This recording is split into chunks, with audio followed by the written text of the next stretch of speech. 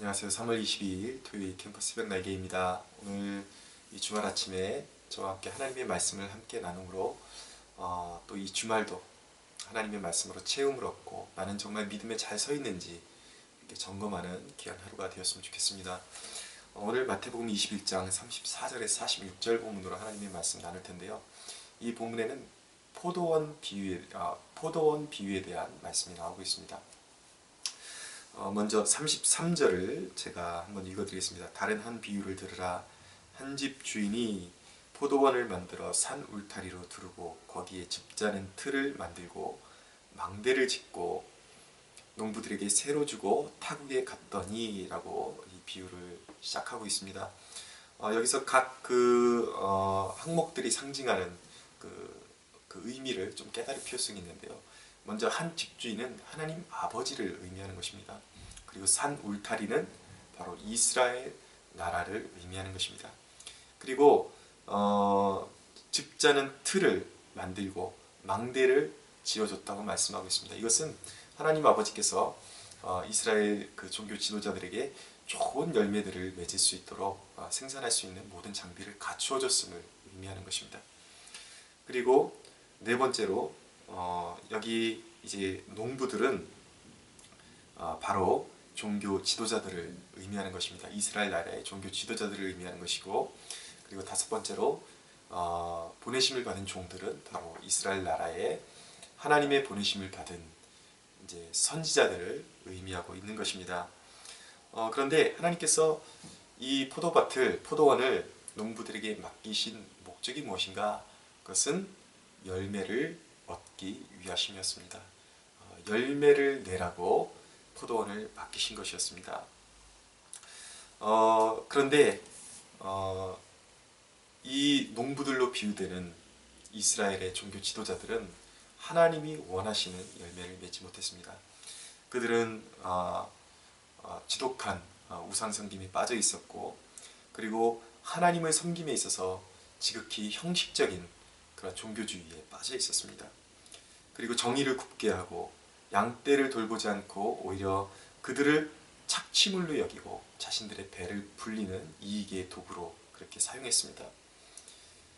그들은 선지자들의 외침을 능멸했습니다. 하나님께서 끊임없이 회개하라고 올바른 길로 돌아서고 그리고 열매를 맺으라고, 좋은 열매를 맺으라고 끊임없이 선지자들을 보냈지만 그들 중에 더러는 핍박하고 더러는 죽이고 말았습니다. 그래서 하나님께서 마지막으로 선택하신 방법은 바로 아들을 보내는 것이었습니다.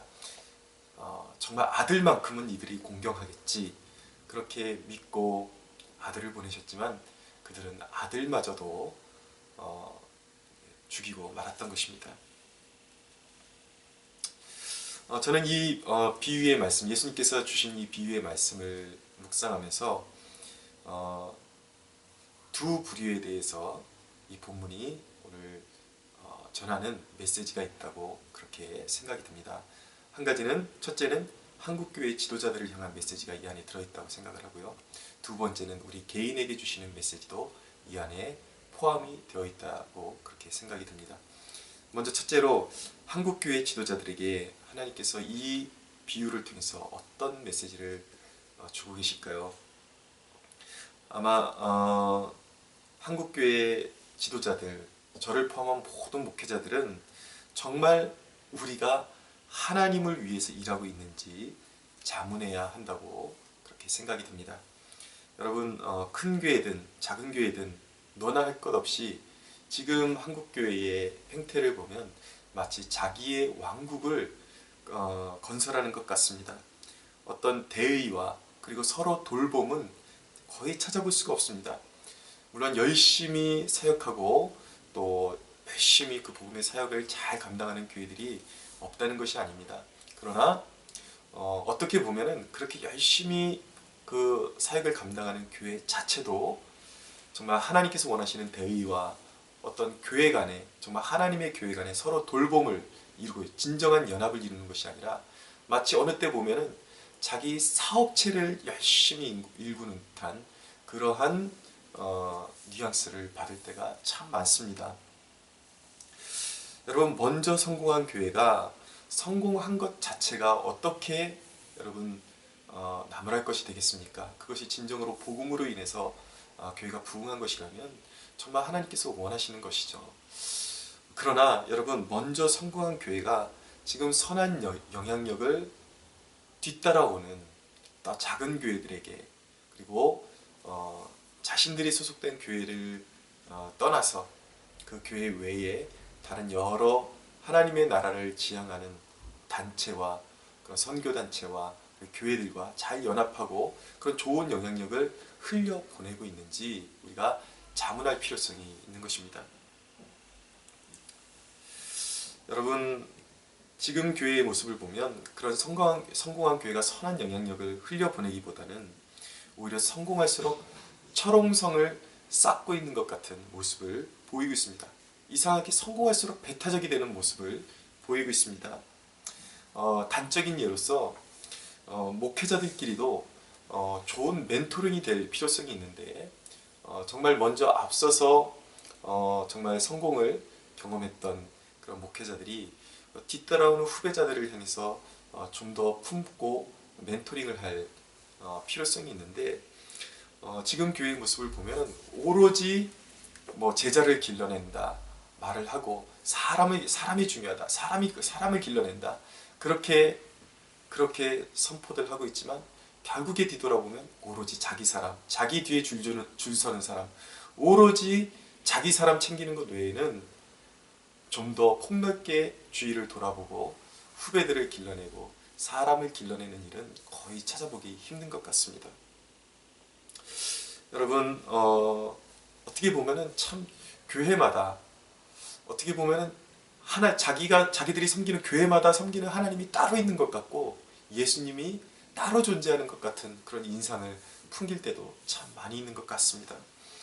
여러분, 우리는 이 시점에서 정말 자문해야 합니다. 먼저 우리 목회자들이 우리 안에 정말 하나님의 대의를 위한 목회가 진행되고 있는가?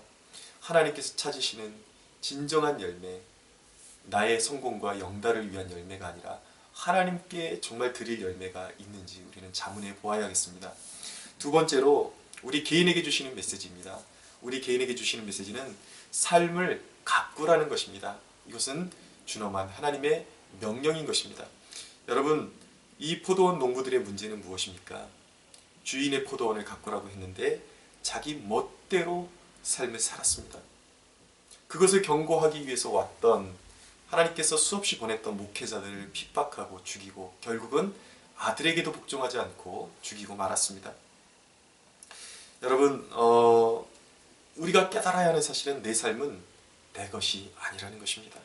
우린 주인의 결산의 날이 반드시 있음을 깨닫고 되는 대로가 아닌 우리의 삶을 규모를 가지고 참된 목적을 가지고 하나님께서 우리를 지으신 목적을 우리가 깨달아 알며 규모 있는 삶, 우리의 삶을 하나의 정원으로 하나님께서 맡기신 정원으로 생각하고 우리가 아름답게 가꾸는 노력이 필요한 것입니다.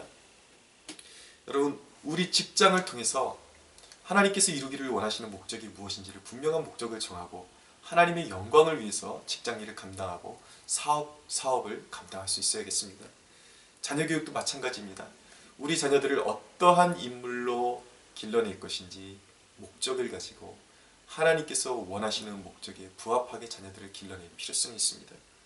우리의 인간관계, 이 모든 것들, 우리의 삶의 영이 되고 우리가 누리는 모든 것들과 우리가 일구는 모든 사업과 이 모든 것들에 우리가 하나님의 마음을 깨닫고 진정한 목적을 두고 두서없이 살아가는 것이 아니라 되는 대로 살아가는 것이 아니라 분명한 목적의식을 가지고 가꾸어 나가야 하는 것입니다. 여러분, 가장 중요한 것은 우리의 모든 것을 통해서 복음이 전파되도록 해야 되는 것이고 그리고 또한 그곳에 우리가 속한 가정과 직장과 사회 가운데 하나님의 정의와 긍휼이 흘러넘치도록 흘러가도록 우리가 정말 하나님이 원하시는 선한 영향력을 끼치는 데 우리의 삶을 드려야 할 줄로 믿습니다. 여러분, 나아가서 세 번째 메시지입니다. 그것은 아들에 대한 우리의 태도가 우리의 미래를 결정하게 될 것이라는 그런 사실을 잊지 말아야 한다는 것입니다. 42절, 43절 한번 읽어드리겠습니다.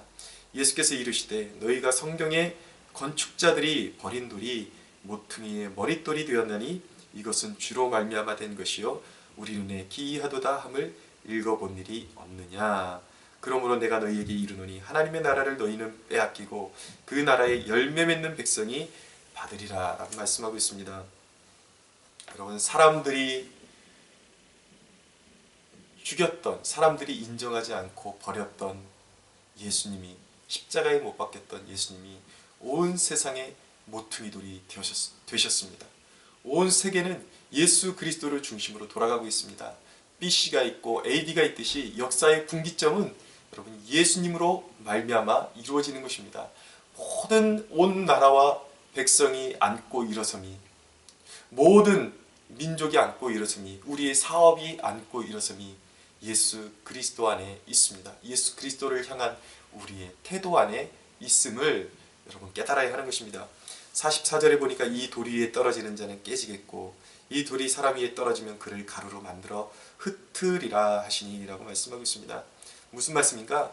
이 본문을 이해하기 위해서는 우리가 다니엘서를 좀 살펴볼 필요성이 있는데, 다니엘서 2장 34절은 이렇게 말씀합니다. 또 왕이 보신즉 손대지 아니한 돌이 나와서 신상의 새와 진흙에 발을 쳐서 부서뜨렸다라고 말씀하고 있습니다. 무슨 말인가? 느부갓네살이 어떤 큰 우상의, 웅장한 우상에 대한 꿈을 꿨는데 그 몸의 각 부위가 그 시대를 호령하고 통치하는 그 각 민족을 그리고 왕권을 의미하는 것이었습니다. 근데 나중에 끝부분에서 손대지 아니한 뜨인 돌이 하나가 와서 그 우상을 완전히 깨뜨려 없앨 것이라고, 그리고 최종적으로 하나님의 아들의 나라가 임할 것을 말씀해 주고 있는 것입니다. 그것은 무엇을 예언하는 것인가? 바로 어떤 제국도, 여러분 바사도, 메데도, 그리고 헬라 제국도, 로마도 손대지 아니한 돌, 이 뜨인 돌이 되시는 예수 그리스도에 의해서 흥왕했다가 완전히 붕괴되고 망하고 말 것이라는 사실을 보여주고 있는 것입니다. 여러분, 역사의 흐름을 누가 주관하시는가? 예수 그리스도가 주관하고 계십니다. 여러분, 예수 그리스도 앞에 무릎 꿇는 자들은 영원히 흥왕할 것이고 예수 그리스도를 배척하는 사람들은 영원히 패망을 맛보게 될 것입니다. 모든 정사와 권세와 모든 앉고 일어섬이 예수 그리스도의 손에 달렸습니다. 여러분, 그래서 시편의 기자는 그 아들에게 입맞추라고 말씀하고 있습니다. 여러분, 우리가 살 길, 우리가 진정한 미래를 원한다면 우리가 나아가야 할 길은 예수 그리스도를 왕으로 섬기고 그분 앞에 무릎 꿇고 그분의 그 발 아래 우리의 삶을 송두리째 내려놓는 것입니다. 그분의 우리의 인생을 모두 맡기는 것입니다. 그것이 살 길이요, 그것이 바로 우리의 미래를 여는 유일한 길인 것입니다. 여러분, 이 돌이 한 사람의 머리 위에 떨어질 때에 그분을 영접하는 자는 부서지겠지만, 그분이 떨어지는 그 인생이 산산조각나고 부서지겠지만 그분을 영접한 자는 그 부서짐 속에서 완전히 새로운 피조물로 다시 태어나고 하나님의 영광을 위해 살아가는 존재로 거듭나게 될 것입니다. 그러나 예수 그리스도를 배척하는 자는 그 예수 그리스도가 그의 삶 가운데 떨어질 때에 그의 삶은 산산조각나고 그의 뿌리채 그의 인생이 뽑혀지고 멸망하고 마는 그러한 역사가 일어날 것입니다. 사랑하는 여러분, 하나님은 오늘날도 참된 종들을 일으키시며 끝까지 경고하고 계십니다. 그리고 여러분, 하나님께서는 지금 이 시간까지도 오래 참으시면서 우리들 각 사람이, 나라와 민족들이 하나님께 참으로 회개하며 돌아오기를 인내하심으로 기다리고 있습니다. 여러분, 하나님의 인내하심을 무시하지 마십시오. 여러분, 오늘 이 아침에 이 주말이 의미 없이 정말 사람들이 불금이다, 불토다 이러면서 환락의 그런 어떤 자신의 삶을 환락으로 보내는 것을 그렇게 표현하고 있는데, 여러분, 우리가 정말 어떻게 이 주말을 보내야겠습니까? 우리의 삶의 하루하루를 어떻게 보내야 되겠습니까? 여러분, 이 토요일, 이 주말은 우리의 환락을 위해서, 쾌락을 위해서 주어진 시간들이 아니라는 것을 다시 한번 깨닫기 원합니다. 여러분, 오늘 이 아침에 내 삶의 위치를 한번 돌아보시기 바랍니다. 올바른 곳에 서 있는지 내 삶의 진정한 목적을 향해서 나의 삶과 시간과 물질이 사용되고 있는지, 그리고 나의 드릴 열매가 무엇인지 여러분들 한번 생각해 보시기 바랍니다. 오늘 이 말씀 묵상하면서 과연 그렇다면 저는 한 사람의 목사로서 하나님께 드릴 수 있는 열매가 무엇이 있을까 좀 고민을 해보았습니다. 근데 솔직히 말해서 눈에 보이는 이렇다 할 열매를 드릴 만한 것이 없었습니다.